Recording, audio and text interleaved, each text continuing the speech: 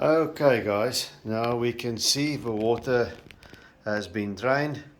This is about 50%, slightly less than that. There's a lot of water in the substrate as well.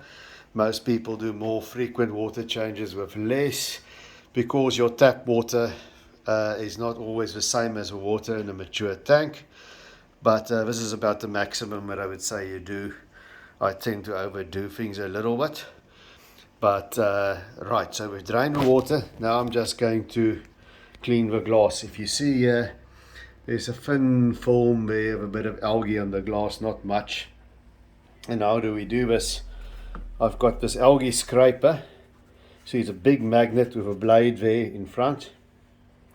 There you can see that.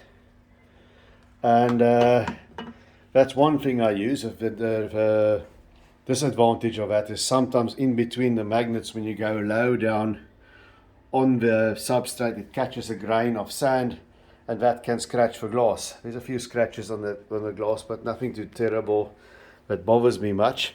This one, you can turn it around like that and do the bottom with a scraper, then you don't tend to catch the gravel.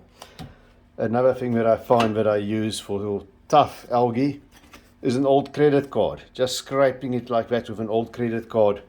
That's also a way to get off a tough algae. But what I currently use, because I don't really have a lot of tough algae, spot algae in the glass, is these little pads by Seacam. It's a sort of a spongy material. They definitely don't scratch, and I find they work really well. So I'm just going to use this to clean the glass. You just wet it and you apply a bit of pressure, and it is very, very good at getting the algae off. Okay, now we're getting on to the filter cleaning. That bubble up sponge filter is running on battery power at the moment. All the filters and the heaters are of course switched off when I'm changing water. And just to show you, I've put this plastic bag around the internal power filter before I take off a casing of the sponges. That prevents dirty water and muck from the filter sponges falling back into the tank. Of course, I'm going to do it with that sponge filter at the bottom as well to prevent the dirt from falling back. I'm going to surround it with a plastic bag like that when I clean it out. Corey from Aquarium Co-op, that's where I learned that trick. There's a good video that shows you how to do that. But that prevents that fall back into the tank with these filters. So let's go and take that filter casing off and get the dirty media out of there. Okay, so there we've got the filter off, the dirt trapped in the bag, and we put it in the bucket. And now let's see what we can get out of that. Only sponge. There used to be a carbon cartridge. I don't really use chemical media. I just cut sponges and I put it in here.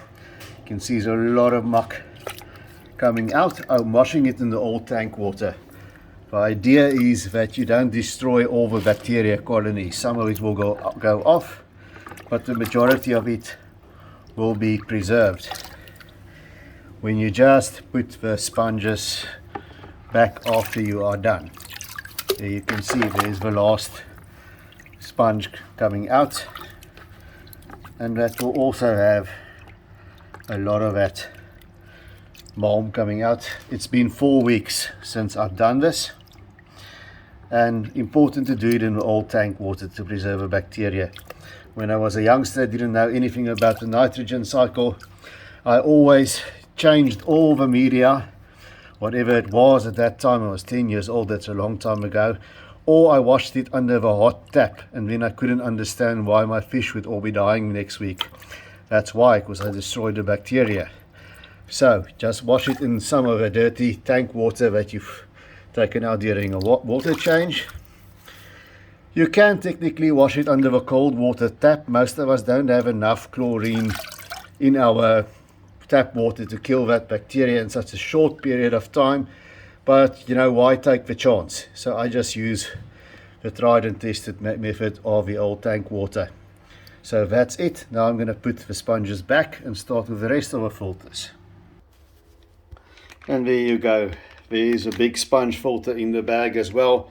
I pulled off the airlift and I'm going to change this air stone too. I change the air stones as well every 4 weeks or so, because air stones become clogged, and a clogged air stone causes back pressure on your pump, and it shortens the life of your air pump. So there is the sponge filter that's been sitting on the bottom, the air driven filter, and we're going to clean this exactly the same way.